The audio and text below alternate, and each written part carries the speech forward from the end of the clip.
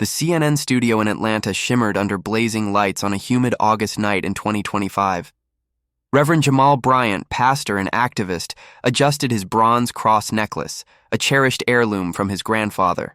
At 54, Bryant's commanding presence and fiery rhetoric made him a media powerhouse. Tonight, he was set to anchor a live segment on U.S.-Africa relations, targeting nations resisting American influence. His producer, Tanya Wells, handed him a script. Burkina Faso's shift to China is key, she said. Bryant nodded, his eyes fierce. Their president needs a wake-up call, he declared, smoothing his tailored suit. In Ouagadougou, Burkina Faso, the presidential palace stood serene, its terracotta walls lit by soft glows.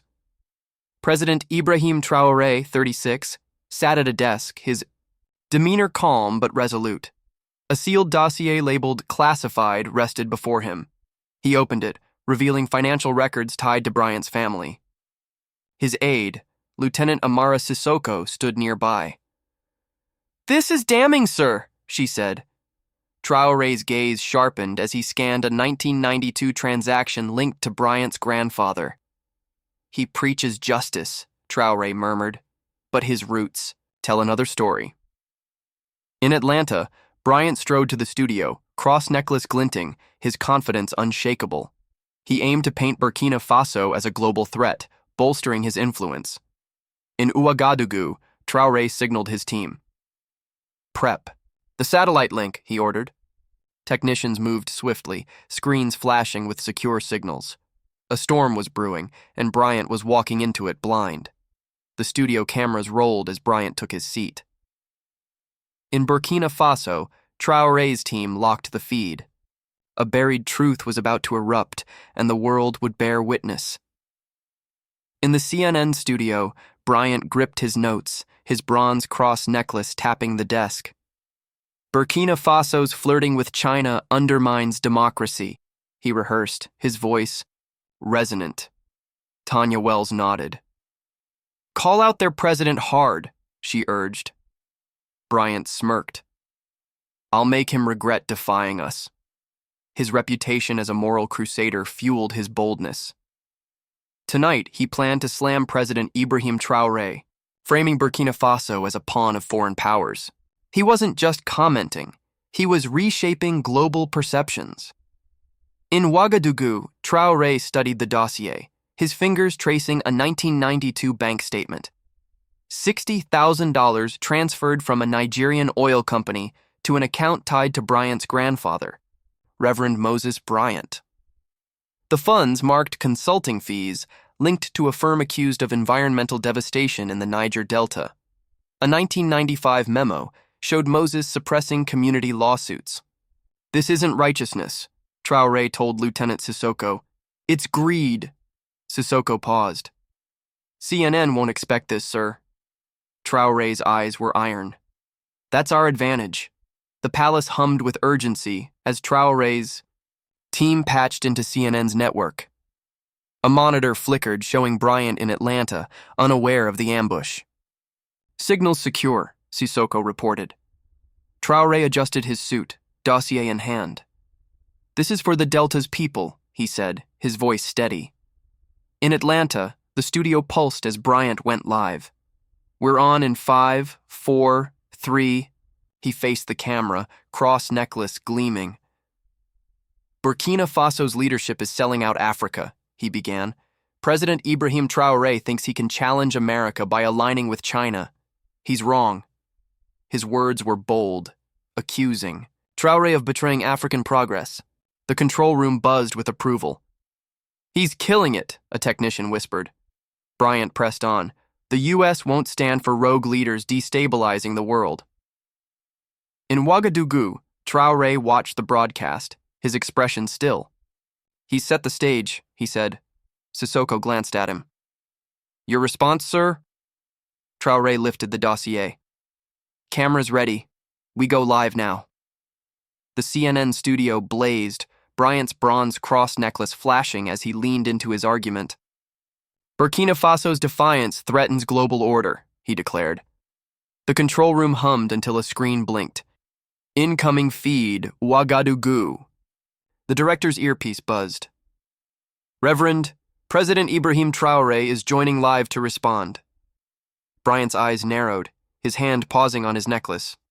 Bring him on, he said, voice tight.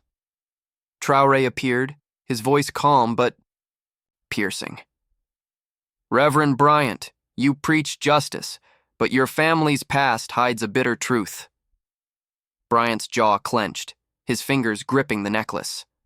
Traoore held up the dossier.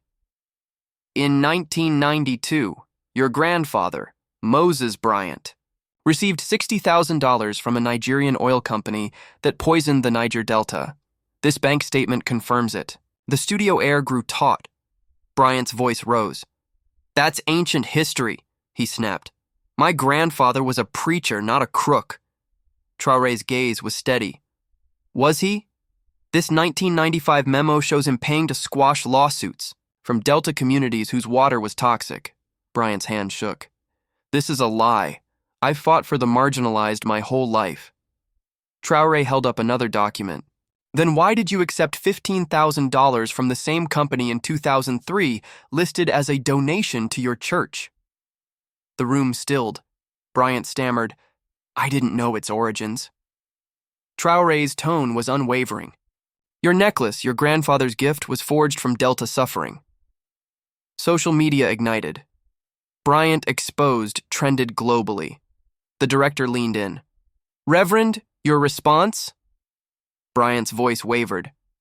This is an attack on my faith. Traoore leaned closer. No, Reverend, it's a mirror. You demand accountability, but dodge your own. Bryant's eyes darted, his poise cracking. You're twisting my legacy, he said, defensive. Traore's voice was firm. I'm showing the truth. The Delta's people deserve it. Bryant sat stiff in the CNN studio, his bronze cross necklace tucked beneath his collar. His voice was sharp but unsteady. This is a smear, he said, staring at the camera. The director, rattled, tried to pivot. We'll verify these claims. But Twitter was ablaze. Bryant exposed hit 2 million posts. A clip of Traore's line, "It's a mirror," went viral. Bryant's team released a statement. Reverend Bryant is reviewing these allegations and stands by his mission. It's over, Traoore told Lieutenant Sissoko. The truth speaks. His team tracked global reactions with support pouring in. In Atlanta, Niger Delta activists shared the broadcast, one elder saying, Our rivers died and he profited. Their pain trended, sparking empathy. Bryant's moral authority waned, his necklace now a burden. In Ouagadougou, Traore's office buzzed with pride as African voices praised his courage. Newsrooms raced to check the documents, but public opinion had shifted. Calls grew for Bryant to pause his activism. His legacy, once untouchable, faced doubt. Traore's composed exit left a mark, a leader unafraid to expose hypocrisy. Within weeks, Bryant stepped back from his church, his reputation fractured. Niger Delta communities filed lawsuits, seeking reparations from the oil firm's successors. Traoore, hailed as a truth-teller, told Burkina Faso, Honesty is our strength.